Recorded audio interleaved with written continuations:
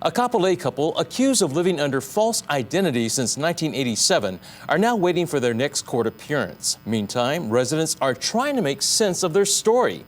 Today, KITV4's Jeremy Lee spoke to some of their former neighbors in Kapolei. Jeremy, what did you find out? Well, Rick, neighbors told me they didn't know the name Gwen Morrison or Walter Primrose, who they knew as Bobby. They say the two took on odd jobs in the neighborhood. One neighbor heard in the news of the couple living under the names of deceased infants, but didn't realize until we spoke that he actually knew the suspects. I, too, was in for a surprise when I knocked on the couple's door and somebody answered.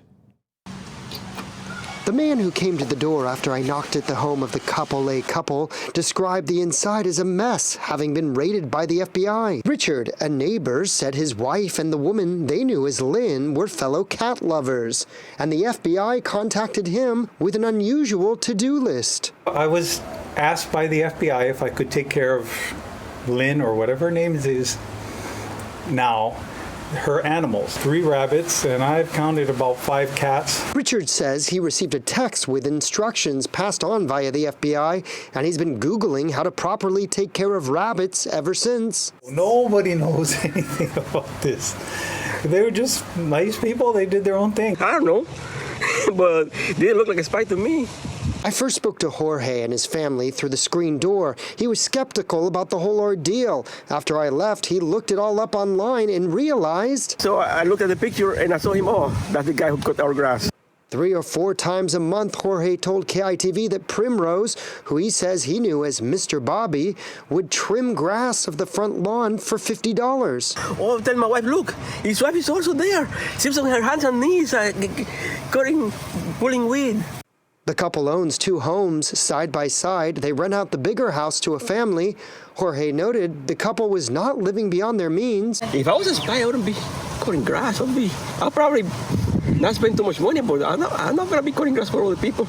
Note the identical pattern of the medals. Attorney Megan Cow told the Associated Press her client and husband tried on the same uniform jacket at a friend's house for fun.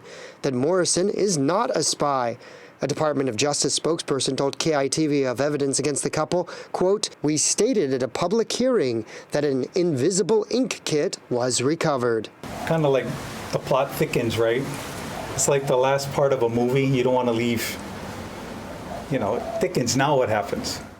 And what happens with that conspiracy charge? Charging documents allege conspiracy, but they do not detail any claims of espionage. Now, something I would ask the FBI with a little bit of research, you could see that KGB uniforms are shown to be worn with a collared shirt and tie, none of which they're wearing. Also, men and women had different style jackets, so lots of questions.